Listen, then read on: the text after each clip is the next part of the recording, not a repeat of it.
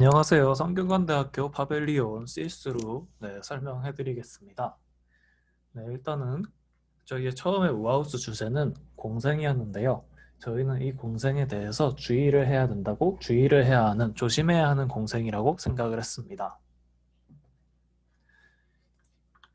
사람의 파벨리온을 통한 무작정적인 접근은 기존 야생동물이 다가오지 않으며, 비록 먹이를 준다면 야생동물이 다가오겠지만, 사람의 입장에서의 강제적인 공생은 오히려 기존 자연 항상성을 깨뜨리거나 동식물의 생활 환경을 변화시키고, 파벨리온 철거 이후에는 오히려 동물들의 혼란을 야기합니다. 야생동물은 기본적으로 낯선 시설에 다가오지도 않고, 이러한 과정이 과연 동물의 생태에 도움이 되는지 생각을 해야 됩니다. 처음에 공생이라는 주제를 받아들였을 때 저희는 제일 많이 고민을 했던 게, 진짜 사람이 파벨리온을 사용할 때 동물들이 다가올까? 저희는 그 주제에 대해서 가장 많이 고민을 했었고요. 결과적으로 물론 먹이를 준다면 비둘기 같은 친구들은 다가오겠지만, 기본적으로 야생동물은 사람들이 파벨리온을 사용할 때 다가오지 않는다는 결론을 내렸습니다. 따라서 파벨리온 시간대를 밤 시간과 낮 시간대로 분류를 한 후에, 사람들이 낮 시간을 사용을 하면은 밤 시간대에 동물들이 그로 인한 결과를 이용을 할 수 있는 그런 방식으로 생각을 해보고 디벨롭을 시작했습니다.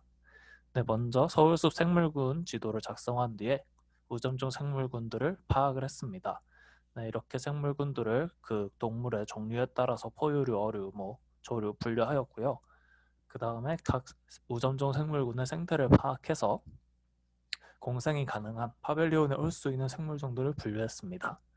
이후에 파벨리온에서 할 수 있는 행위들을 정리를 해서 앞서 말한 동물들과 함께 할 수 있는 행위들을 분류를 한 뒤, 이 중 실제로 위생에 의해서 불가능한 행위들과 그리고 이러한 행위들을 한 가지로 묶을 방법을 찾았습니다. 바로 씨앗이었고요. 이러한 방식으로 모듈의 조건을 구성을 한 뒤에 형태 스터디를 통해서 모듈의 형태를 다음처럼 구성을 했습니다. 이러한 모듈은 다양한 방식으로 결합 배치가 가능하고 3D 평면을 가득 채울 수 있고요.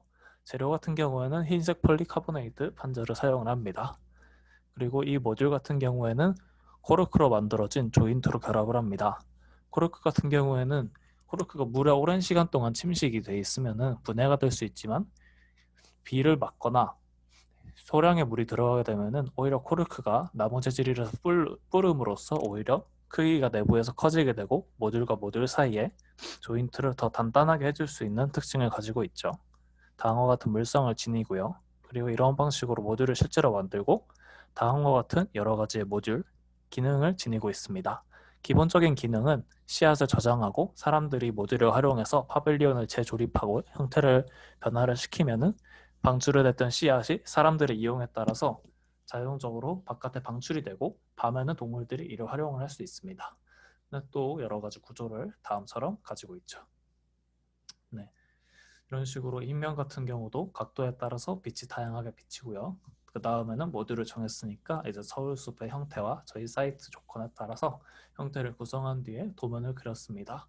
또한 케이블 타이로 연결할 시 면과 면 사이가 볼록하게 케이블 타이가 튀어나오기 때문에 이런 식으로 접어서 끼우는 방식으로 면과 면을 연결을 시켜서 시공을 진행을 하고요.